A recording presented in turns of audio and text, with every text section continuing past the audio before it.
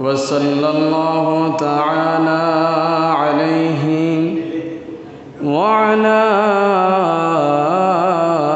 آله وأصحابه وذرياته وأهل بيته وعلماء أهل سنته والناس أجمعين. أما بعد فقد قال الله تعالى في كلام المجيد وفي الفرقان الحميد: أعوذ بالله من الشيطان الرجيم. بسم الله الرحمن الرحيم. لقد جاءكم رسول من أنفسكم عزيز عليه ما عنتم حريص عليكم بالمؤمنين رؤوف رحيم. صدق الله المولانا الكريم وصدق رسول النبي الحبيب الكريم في شان حبيبه ومحبوبه ومعشوقه مخبرا وآمرا: إن الله وملائكته يصلون على النبي يا أيها الذين آمنوا صلوا عليه وسلموا تسليما. اللهم صل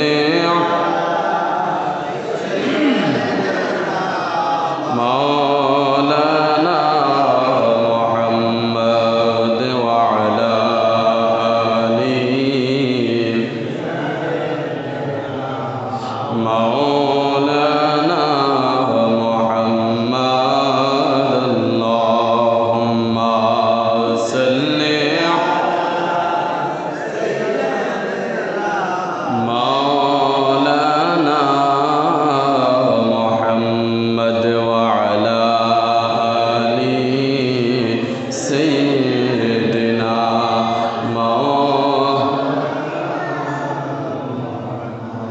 अकशर फिरिस्तारा कतारे कतारे खड़ा दुरूद पढ़ेन सदाय तारा मोहम्मद या रसूल अल्लाह। अल्लाहुम्मा सल्ली मौलाना मुहम्मद वअला आली मौलाना ला इलाहा इल्लल्लाह ला इलाहा इल्लल्लाह ला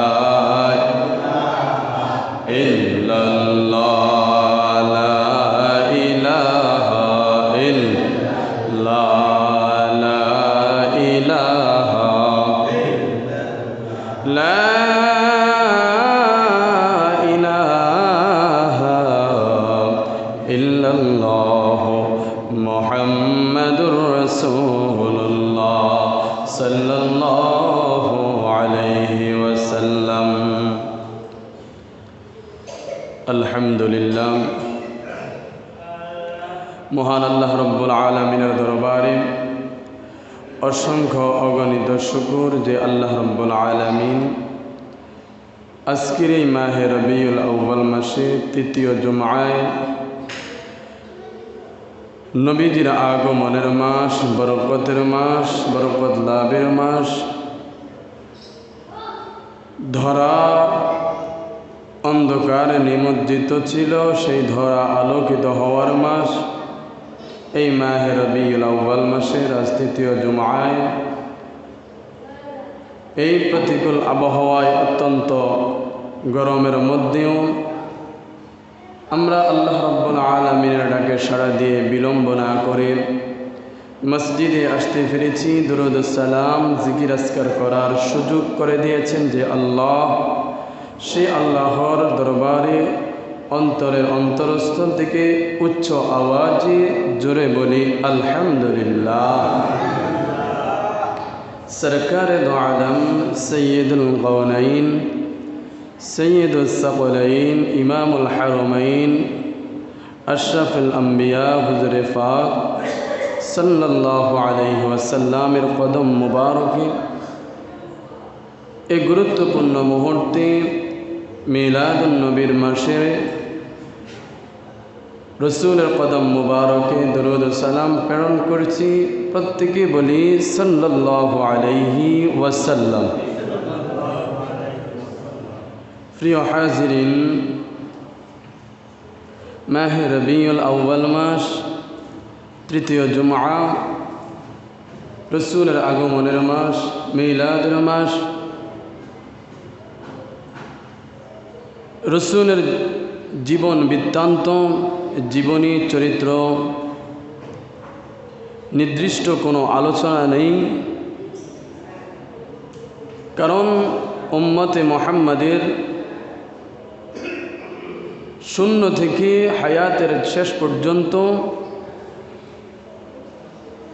পায়ের গোড়ালি থেকে মাথার চুল পর্যন্ত, রান্নাঘর থেকে সংসদ ভবন পর্যন্ত প্রত্যেকটা ক্ষেত্রেই নবীজির আলোচনা রয়েছে। সুবহানাল্লাহ।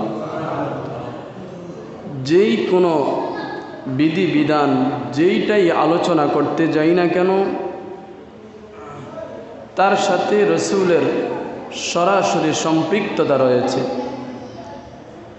রসুল ছাড়া নামাজ হয় না, রসুল ছাড়া আজান হয় না, রসুল ছাড়া একামত হয় না, রসুল ব্যতীত রোজা হয় না, রসুল ব্যতীত হজ হয় না, রসুল ব্যতীত জাকাত সাদকা, রসুল ব্যতীত পর্দা পুশিদা, রসুল ব্যতীত জান্নাত, কোনো কিছুই রসুল ব্যতীত হয় না।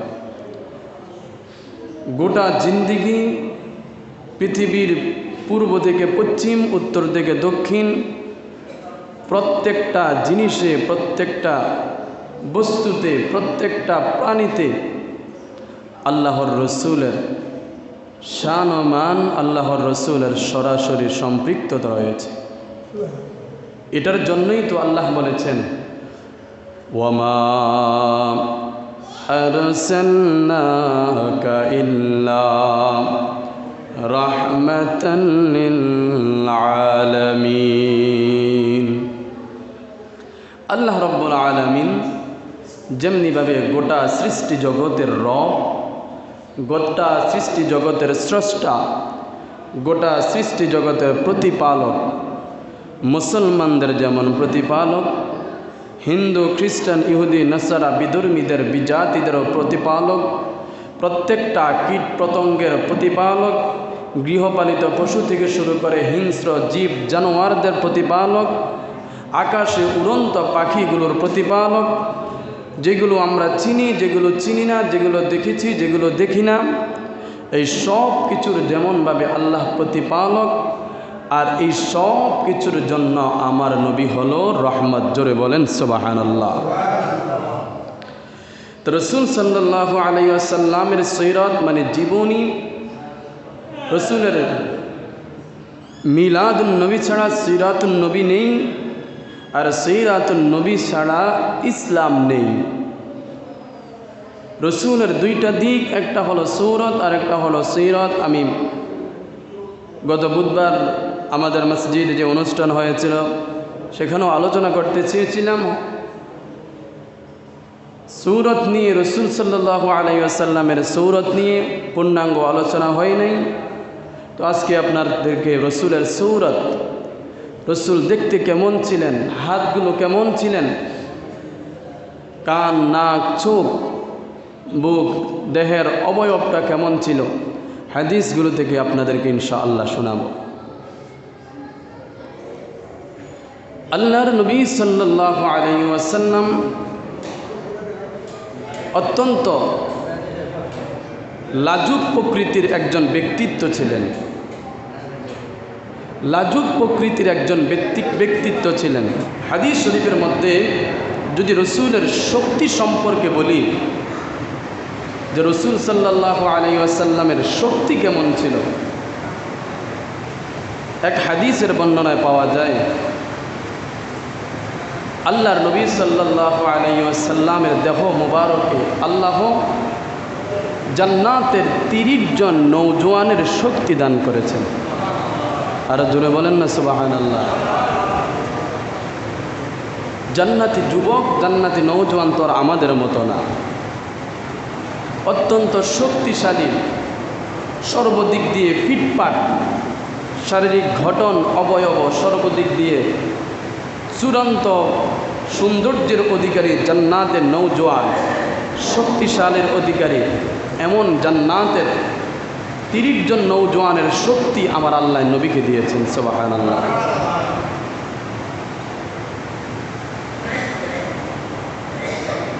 আমরা যারা আছি আমাদের শরীর অত্যন্ত দুর্বল। আজ থেকে 100 বছর আগেও যারা এই পৃথিবীর মধ্যে মানুষ বসবাস করেছিলেন, আজ থেকে 100 বছর আগেও যেই মানুষগুলো এই দুনিয়ার মধ্যে বসবাস করলেন, তারা ছিল সুঠাম দেহের অধিকারী,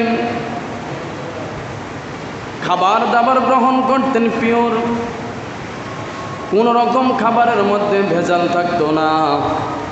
আর আমাদের খাবারের মধ্যে সর্বদিক দিয়ে ভেজাল।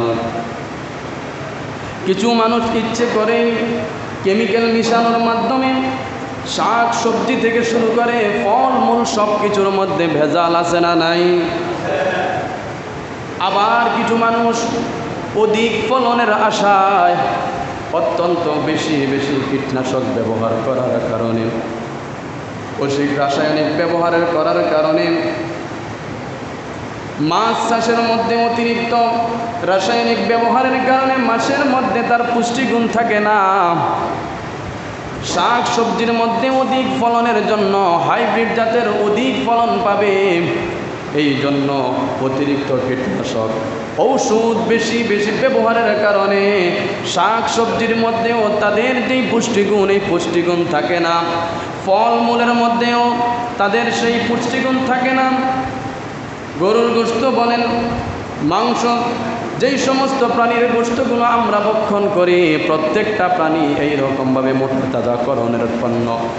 মানুষ ঔষধ সেবন করায়, এগুলোর কারণে প্রত্যেকটা খাদ্যের পরিপূর্ণ পুষ্টিগুণ যা থাকার কথা, অতিরিক্ত কীটনাশক রাসায়নিক ব্যবহারের কারণে, কেমিক্যাল ব্যবহারের কারণে এগুলোর সব পুষ্টিগুণ ধ্বংস হয়ে যায়। খাদ্য ফ্রিজিং করার কারণেও খাদ্যের পুষ্টিগুণ নষ্ট হয়। বিজ্ঞান বলে অতিরিক্ত ফ্রিজিং করা খাদ্য যদি গ্রহণ করা হয়, খাদ্যের পরিপূর্ণ পুষ্টিগুণ তো থাকেই না, বরং অতিরিক্ত ফ্রিজিং খাদ্য গ্রহণ করলে শরীরের অনেক ধরনের রোগ ব্যাধি সৃষ্টি হয়। শুধু তাই নয়, তাহলে আমরা বর্তমানে যেই শারীরিক অবস্থা, যেই অবস্থা, এর চেয়ে অনেক বেশি বেশি ওই জামানার অন্যান্য মানুষগুলা শরীরের মধ্যে শক্তি ছিল। আর ওই সময় আল্লাহর নবীকে আমার আল্লাহ রাব্বুল আলামিন জান্নাতের তীরের জন্য নওজোয়ানের শক্তি দিয়ে সৃষ্টি করেছেন। দুনিয়ার মধ্যে নবীজিকে জান্নাতের তীরের জন্য নওজোয়ানের শক্তি দিয়ে পাঠিয়েছে। জোরে বলেন সুবহানাল্লাহ। একদিন আল্লাহর নবী হাঁটতে হাঁটতে একজন কুস্তিগির, বডি বিল্ডার যারা কুস্তি লড়ে, এই রকম একজনের সাথে সাক্ষাৎ হলো। নাম তার রুকানা। এই লোকের সাথে রসুলের সাক্ষাৎ হলো। রসুল তাকে বললেন, হে রুকানা, ইত্তাকিল্লাহ, তুমি আল্লাহকে ভয় করো, নিজের শক্তি দিয়ে তুমি বড়াই করো না, কারণ তোমার শরীরের মধ্যে যেই শক্তি আছে এই শক্তি তো তোমার না, এই শক্তি দিয়েছেন আমার আল্লাহ, এই শক্তি দিয়েছেন আমার আল্লাহ। আল্লাহ রাব্বুল আলামিন চাইলেই তোমার এই শক্তিকে মুহূর্তে ফানি করে দিতে পারে। আল্লাহকে ভয় করো রুকানা, আল্লাহকে ভয় করো। তোমার যে শক্তি আছে এই শক্তি আল্লাহ রাব্বুল আলামিন রাখবে না। একদিন তোমাকে মৃত্যুবরণ করতে হবে। তোমার এই শক্তি বিন্দু পরিমাণ দেহের মধ্যে থাকবে না। দেহের মধ্যে মশা মাছি বসে থাকবে, তাড়ানোর মতো শক্তি তোমার দেহে থাকবে না। আল্লাহর নবী যখন রুকানাকে এইরকমভাবে বোঝায়, তখনকার রুকানা ছিল সবচেয়ে শক্তিশালী কুস্তিগির। দূর দূরান্ত থেকে মানুষ রুকানার সঙ্গে কুস্তি লড়ার জন্য আসতো। হয়তো রুকানার জীবনে কোনোদিন হারের রেকর্ড নেই, এমন বীর পালোয়ান রুকানা। আল্লাহর নবী যখন তাকে ধর্মের দাওয়াত দিচ্ছে, রুকানা ডাক দিয়া বলে, মুহাম্মদ রে, তোমার সাথে তোমার কথা মানতে পারি, তোমার ধর্ম আমি গ্রহণ করব, আমার একটা শর্ত আছে। বলে কি শর্ত? বলে তুমি যদি আমার সঙ্গে কুস্তি লড়ে আমারে হারাইতে পারো, তাহলে আমি তোমার ধর্ম গ্রহণ করব। আল্লাহর নবী দুনিয়ার মধ্যে আসলেন আল্লাহর ধর্ম প্রচার করার জন্য। এই জন্য যেই মানুষ রসুলের কাছে হাতে হাত রাইখা মুসলমান হওয়ার শর্ত দেয়, আর এর বিনিময়ে রসুলের কাছে যা চায় আল্লাহর নবী নির্দ্বিধায় রাজি হয়ে যায়। মাল চাইলেও রসুল মাল দিতে রাজি হয়, সম্পদ চাইলে সম্পদ দিতে রাজি হয়, সময় চাইলে সময় দিতে রাজি হয়। রসুলের একমাত্র টার্গেট, একটা মানুষ যদি মুসলমান হয় তাহলে আমার উম্মতের একজন ইমানদারের সংখ্যা বাড়বে। রসুল প্রফেশনাল কুস্তিগির না, দুনিয়ার মধ্যে কুস্তি লড়ার জন্য আল্লাহর নবী আসে নাই। কিন্তু প্রেক্ষাপট এমন হয়ে দাঁড়িয়েছে, রুকানা শর্ত দিয়েছে, হে মুহাম্মদ, যদি আমার সঙ্গে কুস্তি লড়ে আমাকে হারাইতে পারো, আমি কথা দিলাম তোমার হাতের মধ্যে হাত রাইখা মুসলমান হয়ে যাইব। আল্লাহর নবীও তার কথায় রাজি হয়ে গেলেন। তাওয়াক্কালতু আলাল্লাহ, তোমার সঙ্গে আমি কুস্তি লড়ব, ভরসা হলো আমার আল্লাহ। আমি তোমার সঙ্গে কুস্তি লড়ব, আর আমি যদি হেরে যাই আল্লাহর ইসলাম হেরে যাবে, আল্লাহ রাব্বুল আলামিন আমাকে হারাবেন, আমার বিশ্বাস আল্লাহ রাব্বুল আলামিন আমাকে সহযোগিতা করবে। সময় নির্ধারণ করা হলো, রুকানার সঙ্গে আল্লাহর নবীর কুস্তি হবে। যারা কুস্তি লড়েন, যারা বডি বিল্ডার, যারা রেগুলার জিম করে, এই মানুষগুলোর খাদ্য তালিকার মধ্যে আলাদা আলাদা খাবার থাকে। আল্লাহর নবী সাল্লাল্লাহু আলাইহি ওয়াসাল্লাম স্বাভাবিক খাদ্য গ্রহণ করতেন। তাদের চোখে একটা সাধারণ মানুষ, এই সাধারণ মানুষ কেমনে রুকানা এত বড় বিল পারওয়ানের সঙ্গে কুস্তি লড়বে? এলাকার মধ্যে খবর হয়ে গেল, মুহাম্মদ আমাদের দেশের সবচেয়ে বড় বীর পালোয়ান রুকানার সঙ্গে কুস্তি লড়ব। মানুষ কৌতূহল বশত দেখার জন্য হাজার হাজার মানুষ এসে জমায়েত হলো।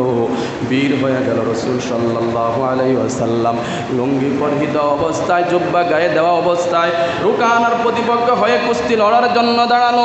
সমস্ত চতুর্দিকে সাহাবারা দাঁড়ানো, ইহুদি খ্রিস্টানরাও দাঁড়ানো। আজকে সবাই যেন কি সুন্দর আনন্দ উপভোগ করতেছে। আজকে মনে হয় আব্দুল্লাহর পুত্র মুহাম্মদ হেরে যাবে। কাফের মুশরিকরা আনন্দ উল্লাস করে, আর সাহাবীরা মনে মনে চিন্তা করে নবীজিকে রুকানা রাসূলের গায়ের মধ্যে আঘাত করবে, আমরা সাহাবীরা চেয়ে চেয়ে দেখে থাকবো, কিন্তু আমাদের কিচ্ছু করার নাই। আল্লাহর নবী সাল্লাল্লাহু আলাইহি ওয়াসাল্লামের সঙ্গে রুকানার সঙ্গে কুস্তি শুরু হয়। এটা হাদিসের কথা, এটা কোনো বানানো কথা নয়। রাসূলের সঙ্গে রুকানার সঙ্গে কুস্তি শুরু হয়। হাদিস সাক্ষ্য দেয় আল্লাহর নবী যেন রুকানাকে হাত দ্বারা ইশারা করা মাত্র এই বীর পালোয়ান রুকানা মুহূর্তেই মাটির মধ্যে লুটে যায়। জোরে বলেন আল্লাহু আকবার, আর জোরে বলেন আল্লাহু আকবার। রুকানা মাটি থেকে দাঁড়িয়ে আশ্চর্য হয়ে গেল, এই পর্যন্ত আমাকে হারানোর রেকর্ড কেউ কারো নাই, আমাকে কেউ হারাতে পারে না রে মুহাম্মদ। কোনো রকম প্র্যাকটিস ছাড়া, কোনো রকম অনুশীলন ছাড়া হঠাৎ করে তুমি আমার সঙ্গে কুস্তি লড়তে আসলা, আর তোমার হাতের কেমন ইশারায় আমি জমিনের মধ্যে পড়ে গেলাম। আমার তো বিশ্বাসই হচ্ছে না তোমার সঙ্গে আমি কুস্তি লড়েছি, আমার সঙ্গে কি হয়ে গেল। ও মুহাম্মদ, আমাকে আরেকটা চান্স দাও, আমাকে আরেকটা সুযোগ দাও। এইবার যদি আমি হেরে যাই, কথা দিলাম মুসলমান হব। আমার নবীর কথা হলো তোমার মুসলমান হওয়া দিয়াই কথা। নবী আবার বললেন তোমাকে সুযোগ দেওয়া হলো। আবার সে রেডি। আবার আল্লাহর নবী হাত মোবারক দ্বারা তার শরীরের মধ্যে স্পর্শ করার সাথে সাথে রুকানা মাটির মধ্যে পড়ে যায়। রুকানা এবারও বুঝে উঠতে পারে নাই কেমন মানুষের সঙ্গে কুস্তি লড়তে আসলাম, কত মানুষের সঙ্গে জীবনে কুস্তি লড়লাম, কেউ হারাইতে পারে নাই। আজকে তো আমার মান সম্মান সব চলে যাবে। আবার রাসূলের কাছে একটা চান্স চাইল, ও মুহাম্মদ আমাকে এই লাস্ট বারের মতো আর একটা চান্স দাও, যদি আর একটা চান্স দাও কথা দিলাম অবশ্যই আমি মুসলমান হয়ে যাইব। আবার রাসূল বললেন অবশ্যই তোমাকে আর একটা চান্স দিলাম। এইবারও রুকানাকে রাসূল সাল্লাল্লাহু আলাইহি ওয়াসাল্লাম হাতের একটা বাউলি দিয়ে ওই রুকানাকে জমিনের মধ্যে ফেলে দেয়, আর নবী রুকানার বুক কষে বুকের উপর মধ্যে বসে পড়ে। রুকানা জমিনের মধ্যে থাইকা দুইটা চোখের পানি ছেড়ে দিয়ে বলে মুহাম্মদ, ও মুহাম্মদ জানি না তোমার শরীরের মধ্যে কি আছে, আমার সঙ্গে কেমন এমন হয়, জীবনে কেউ আমারে হারাইতে পারে নাই, তোমার চেয়ে কত শক্তিশালী বীর পালোয়ান আমার সঙ্গে কুস্তি খেলায় হেরেছে রে মুহাম্মদ, তোমার কি আছে জানি না, তোমার ওই শক্তি অদৃশ্য শক্তির কাছে আমি হেরে গেলাম। আল্লাহ রব্বুল আলামিন তার নবীদেরকে যখন যা প্রয়োজন এই রকমভাবে শক্তি দিয়ে সহযোগিতা করে। জোরে বলেন সুবহানাল্লাহ। তবে হাদিসের এতটুকুই শেষ, এরপরে রুকানা মুসলমান হয়েছে কিনা এটার হাদিসের বর্ণনা আর নাই। তো রসুলকে আল্লাহ রব্বুল আলামিন শক্তি দিয়েছে, রসুলদেরকে আল্লাহ এক্সট্রা অনেক শক্তি দেয়। এগুলো বলতে গেলে অনেক কথা। একজন নবী ছিল সামউন নামক একজন নবী, ওই নবীকে হত্যা করার জন্য তার স্ত্রীর সাহায্যে তাকে মোটা মোটা রশি দ্বারা বেঁধে দেওয়া হয়েছিল, তাকে হত্যা করবে। কিন্তু সে যখন ঘুম থেকে সজাগ হলো, ঘুম থেকে সজাগ হওয়ার পর স্বাভাবিকভাবে মানুষ হাত পাওয়ার একটু নাড়াচাড়া করে, এই নাড়াচাড়ার সাথে সাথে ওই দড়িগুলো ছিঁড়ে গেছে। সুবহানাল্লাহ বলবেন না? মুসা নবীকে আল্লাহ এমন শক্তি দিয়েছে, দুই লোক ঝগড়া করে, তখন মুসা আলাইহিস সালাম তখনও নবুয়ত প্রকাশ হয় নাই, ফেরাউনের বাড়িতেই ছিল।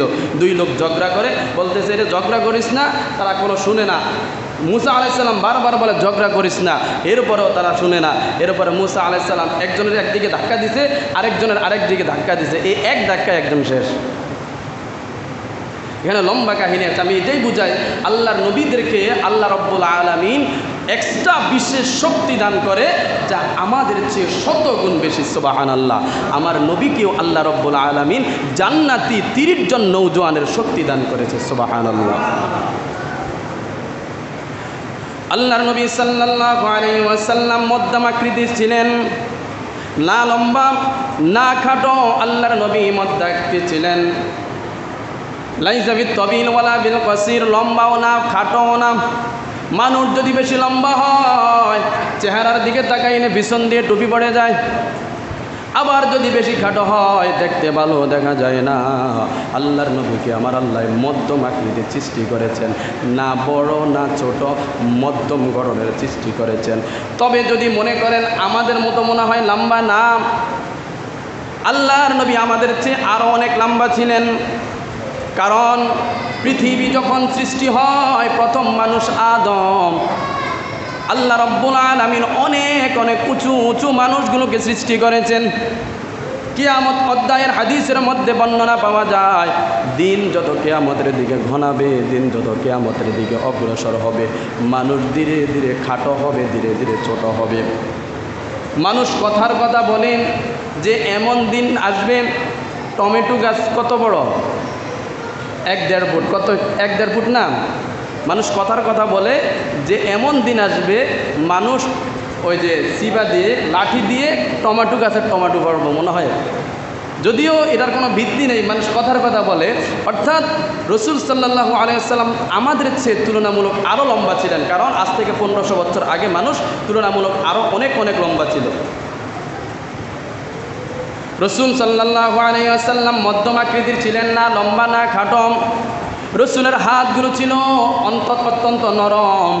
রসুল সাল্লাল্লাহু আলাইহি ওয়াসাল্লামের হাড়ের জোড়াগুলো ছিল অত্যন্ত মজবুত। আল্লাহর নবী সাল্লাল্লাহু আলাইহি ওয়াসাল্লামের মাথার চুলগুলো না কোঁকড়ানো না সোজা, মধ্যম ধরনের, বেশি কোঁকড়ানোও ছিল না, বেশি সোজাও ছিল না। রসুল সাল্লাল্লাহু আলাইহি ওয়াসাল্লাম 3 পদ্ধতিতে চুল রাখতেন। কয় পদ্ধতিতে? কথা বলে না, কয় পদ্ধতিতে? 3 পদ্ধতিতে চুল রাখতেন। যদিও আমাদের চুল রাখার স্টাইল সর্বোচ্চ জায়েজ হতে পারে, কিন্তু সুন্নাহ পদ্ধতিতে চুল রাখার স্টাইল খুব মানুষের কমই আছে। আল্লাহর নবীর 3 স্টাইলে চুল রাখা, এক হলো সামনে পিছনে একদম পুরা মাথার চুলগুলো সমান, এটা হলো 1 নাম্বার। 2 নাম্বার, আল্লাহর নবীর চুলগুলো ছিল যদি বাবরি রাখতেন তাহলে কানের মাঝামাঝি অবস্থা পর্যন্ত বসত। আবার আল্লাহর নবী কখনো কখনো তার বাবরিগুলো একদম ঘাড় পর্যন্ত প্রলম্বিত লম্বা করতেন। আল্লাহর নবীর চুলগুলো 2 দিকে ফেলে দিতেন আর মাঝখানে সিঁথি করতেন। কাজী নজরুল ইসলামের ছবি অনেকে দেখেছেন, 2 দিকে চুলগুলো পড়া আর মাঝখানে সিঁথি করা। আল্লাহর নবী সাল্লাল্লাহু আলাইহি ওয়াসাল্লামের চুলগুলো এরকম 2 দিকে পড়া থাকতো আর মাঝখানে সিঁথি করা থাকতো। ওই মাঝখানে আল্লাহর নবী আতর ঢেলে দিতেন। আর সাহাবীগণ বলে, আল্লাহর নবী যদি কোনো রাস্তা দিয়ে একবার যেত, আমরা যদি দীর্ঘদিন পরেও এই রাস্তা দিয়ে যাইতাম, রসুলের আতরের সুঘ্রাণ এবং দেহ মোবারকের ঘ্রাণ পেয়ে আমরা বুঝতাম আল্লাহর নবী কিছুদিন আগে এই রাস্তা দিয়ে গিয়েছে। আমার নবীর শরীরের ঘ্রাণ ছিল অত্যন্ত চমৎকার, জান্নাতের মেশক আম্বরের চাইতেও সুঘ্রাণ। জোরে জোরে বলেন না সুবহানাল্লাহ।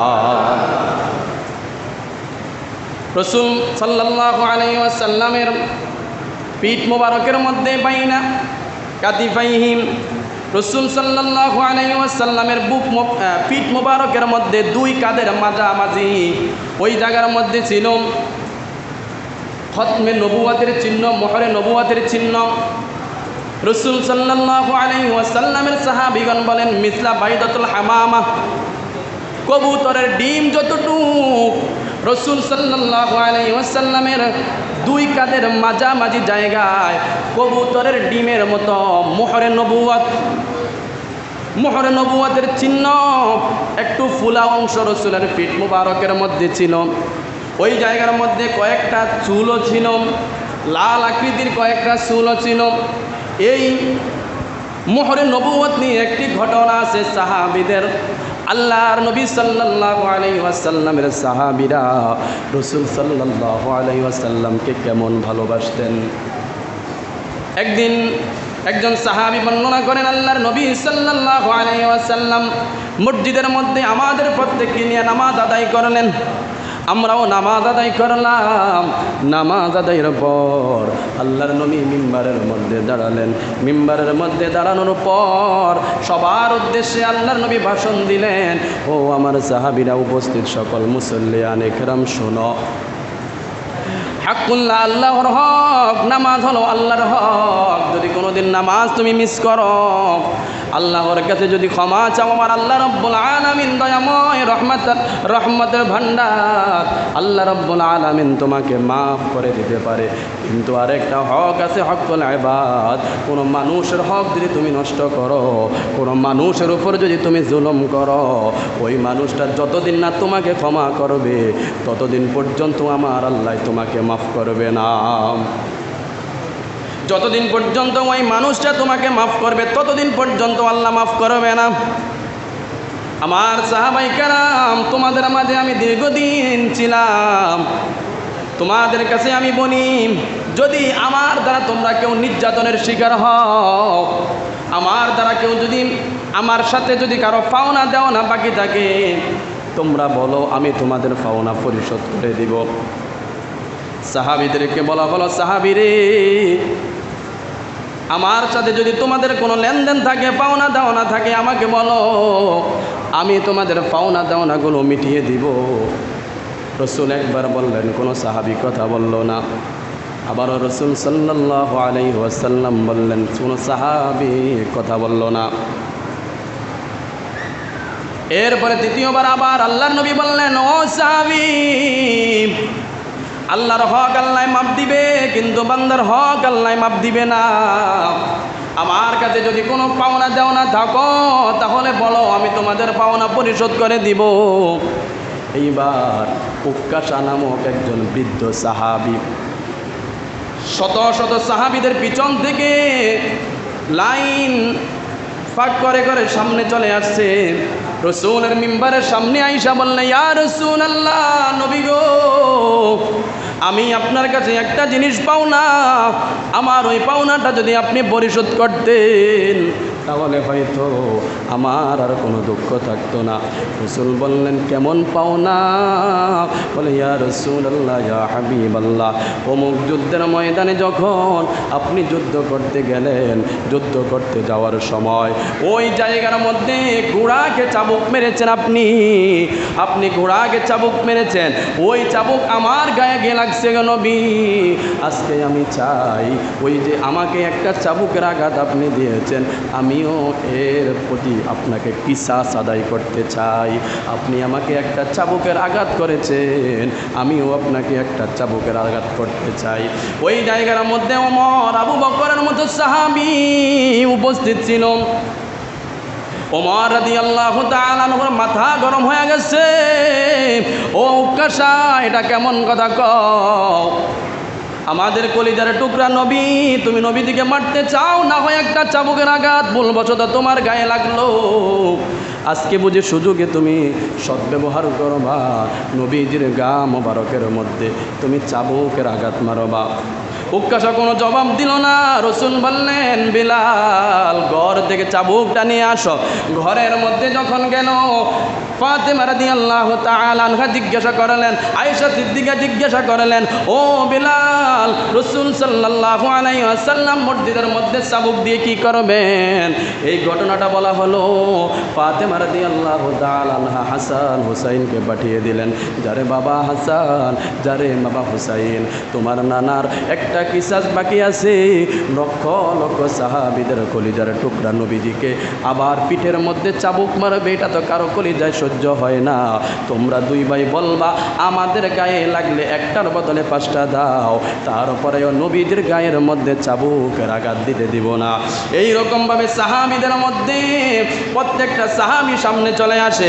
আবু বকর কয়, ও উক্কাশা, আমার গায়ের মধ্যে চাবুকের আঘাত করো। ওমর বলে, আমার গায়ে চাবুকের আঘাত করো, তারপরেও নবীর গায়ে চাবুকের আঘাত করতে দিব না। নবী সাল্লাল্লাহু আলাইহি ওয়াসাল্লাম ডাক দিয়ে বলে, ওমর, আমার ওপাদের পর আল্লাহ রাব্বুল আলামিনের কাঠগড়ায় আমি দাঁড়াবো, আমার হিসাব আমি দিব, তুমি ওমর দিবা না। রাসূল সকল সাহাবীদেরকে সাবধান করলেন, সাহাবীরে, তোমরা যেই জায়গার মধ্যে আছো আপন আপন জায়গার মধ্যে দাঁড়িয়ে থাকো, উক্কাশাকে তার কিসাস আদায় করতে দাও। উক্কাশা এবার রাসূল সাল্লাল্লাহু আলাইহি ওয়াসাল্লামের সামনে দাঁড়ালেন। রাসূল পিঠ মোবারক উক্কাশার সামনে দিলেন আর বলল, ও উক্কাশা, আমার গায়ের মধ্যে চাবুকের আঘাত মেরে তোমার সাথে সদ্বাদ করে নাও। উক্কাশা ডাক দিয়া বলল, নবী গো, যখন আমরা যুদ্ধ করেছিলাম তখন দুর্ভিক্ষের সময় ছিল, ওই সময় আমার গায়ের মধ্যে জামা ছিল না, আমি উদাম গায়ে যুদ্ধের ময়দানে গিয়েছিলাম গো নবী। আপনি যদি আমার কিসাস আদায় করতে চান, আমার সঙ্গে সুদবোধ করতে চান, আপনাকে উদম শরীর হতে হবে, তাহলেই তো দুইজনের সমান হবে। আল্লাহর নবী কোনো দ্বিধা করলেন না, পিঠ মুবারক থেকে জামাটা সরিয়ে দিলেন আর বললেন, উক্কাশা, আমার গায়ের মধ্যে যত পারো আঘাত করো, তারপরে আমার মধ্যে তোমার মধ্যে যেন সদ্বাদ হয়ে যায়। উক্কাশা রসুলের সাহাবিগণ কেমন মহাব্বত করত, এমনি এমনি না, রসুলের ডাক পাওয়ার সাথে সাথে হানজালা বাসর করে ছেড়ে রসুলের জন্য উহুদের ময়দানে গিয়ে জীবন বিনিয়ে দিল। হামজা রাদিয়াল্লাহু তাআলা আনহু রসুলের জন্য জীবন বিনিয়ে দিল। অনেক অনেক সাহাবী রসুলের জন্য জীবন বিনিয়ে দিল, বিন্দু পরিমাণ কুণ্ঠাবোধ করলো না। ওই আবু বকর রাদিয়াল্লাহু তাআলা আনহু জীবনের সর্বোচ্চ দিয়ে রসুলকে সহযোগিতা করলো। সাহাবী এমনি এমনি হয় না। আল্লাহ রাব্বুল আলামিন যাদের সম্পর্কে বলেছেন রাদিয়াল্লাহু তাআলা আনহুম ওয়া রাদু আন, এরাও আমি আল্লাহর উপর রাজি, আমিও হলাম এদের উপর রাজি।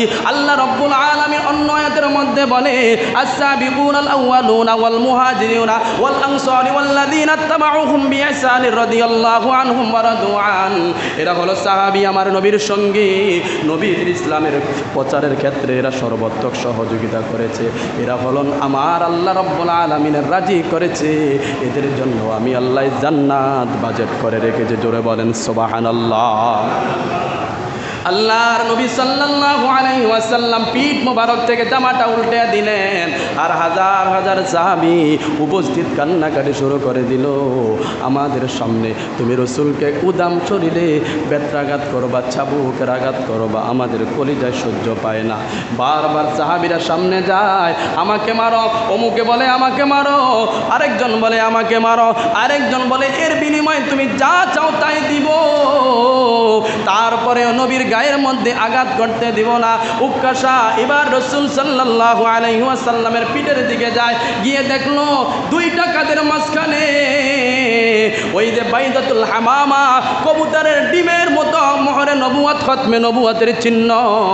উক্কাশা দেখে আর সহ্য হয় না, হাত থেকে তাবুকটা ফেলে দিয়ে রসুলকে জড়িয়ে ধরে ওই কবুতরের ডিম অর্থাৎ হামামার মধ্যে চুমুকে নিজের অন্তরের জ্বালা নিবারণ করেছে। জোরে বল সুবহানাল্লাহ। দুইটা চোখের পানি ছেড়ে দিয়ে বলে, ইয়া রাসূলুল্লাহ, নবী গো, আপনি যদি চান আমি আপনার সামনেই আমার জীবনটাকে কুরবান করে দিব। আপনি যেদিন বলেছেন লা ইউমিনু আহাদুকুম হাত্তা আকুনা হাব্বা ইলাইহি মিন ওয়ালিদিহি ওয়া ওয়ালাদিহি ওয়ান নাসি আজমাইন, ওই লোকটা তখন পর্যন্ত ইমানদার হইতে পারবে না যতক্ষণ না সে নিজের চেয়ে, যতক্ষণ না সে নিজের স্ত্রীর চেয়ে, যতক্ষণ না সে সন্তান সম্পদ যা কিছু আছে সব কিছুর চাইতে আমি নবীকে বেশি মুহাব্বত না করবে, ততক্ষণ পর্যন্ত সে ইমানদার হইতে পারবে না। ইয়া রাসূলুল্লাহ, তখন থেকেই তো আমি আপনার জন্য প্রতিটা মুহূর্তে, প্রতিটা ক্ষণে ক্ষণে জীবন দেওয়ার জন্য প্রস্তুত। ইয়া রাসূলুল্লাহ, আমার অনেক জল্পনা, অনেক কল্পনা ছিল আপনার মোহরে নবুয়তের মধ্যে আমি চুমু খাবো। নবী গো, আপনি নবী, আপনাকে তো আমি উদাম শরীরে পাই নাই, আপনি নবী, আপনি কখনো উদাম শরীরে থাকেন না, এই জন্য আমি সুযোগ পাই নাই গো নবী।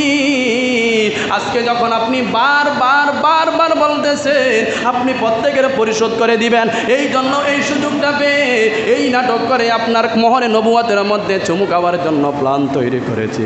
ইয়া রাসূলুল্লাহ, আপনি আমার উপর রাগ গোসা করবেন না। জোরে জোরে বলেন না আল্লাহু আকবার। আল্লাহর নবী সাল্লাল্লাহু আলাইহি ওয়াসাল্লামের দেহ মোবারক পৃথিবীর মধ্যে আল্লাহ পৃথিবীর সর্বপ্রথম যাকে সৃষ্টি করেছে এবং সর্বশেষ যাকে সৃষ্টি করবে, যত লক্ষ কোটি মিলিয়ন ট্রিলিয়ন যত মানুষ দুনিয়ার মধ্যে আসবে, আল্লাহ রাব্বুল আলামিন অনলি ওয়ান পিস একজনেই সৃষ্টি করেছেন, লা মিসলা লাহু, তার মতো আর কেউ হবে না। একজন প্রশ্ন করল আনাস রাদিয়াল্লাহু তাআলা আনহুকে যে রাসূল সাল্লাল্লাহু আলাইহি ওয়াসাল্লাম কানা ওয়াজহু রাসূলুল্লাহ সাল্লাল্লাহু আলাইহি ওয়াসাল্লাম কাসাইফ, রাসূলের চেহারা মুবারক কি লম্বা, রসুলের চেহারা মুবারক কি চিকন লম্বা ছিল? তিনি ডাক দিয়া বললেন ক্বালা লা, না, রসুলের চেহারা মুবারক লম্বা ছিল না। তাহলে কেমন ছিল? বলে রসুলের চেহারা মুবারক ছিল মিসলাল কমার, আল্লাহ রব্বুল আলামিনের আকাশের মধ্যে উদ্দীপ্ত চাঁদের মতো গোল ছিল নবীজির চেহারা মুবারক। আরেকটা হাদিস আল্লাহর নবীর সাহাবী জাবের রাদিয়াল্লাহু তাআলা আনহু বর্ণনা করেন, জাবের রাদিয়াল্লাহু তাআলা আনহু বর্ণনা করেন, আমি একদিন রাসূল সাল্লাল্লাহু আলাইহি ওয়াসাল্লামের সঙ্গে বসেছিলাম ফি লাইলাতিল ইদহিয়ান, পূর্ণিমার রাতের রজনীতে রাসূলের সামনে আমিও বসেছিলাম।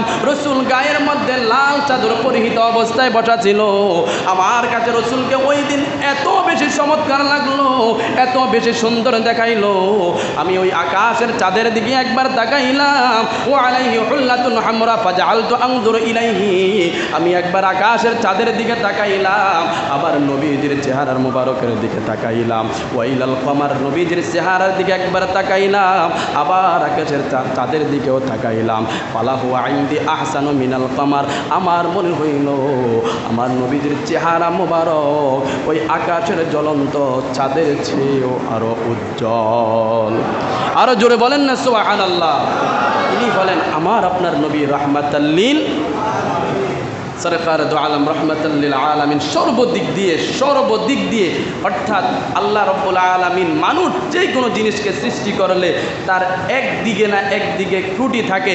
পৃথিবীর মধ্যে বর্তমানেও যে বিশ্ব সুন্দর আছে, ওর কাছেও দেখবেন কোনো না কোনো দিক দিয়ে একদিক দিয়ে খুঁত আছে, কিন্তু আল্লাহ তার নবীকে এমনভাবে সৃষ্টি করেছেন যার আপাদমস্তক টপ টু বটম এর মধ্যে বিন্দু পরিমাণ খুঁত রাখেন নাই। আল্লাহ তার মনের মতো যেভাবে চেয়েছেন তার প্রিয় হাবিবকে সেভাবে সৃষ্টি করেছেন। সুবহানাল্লাহ বলেন।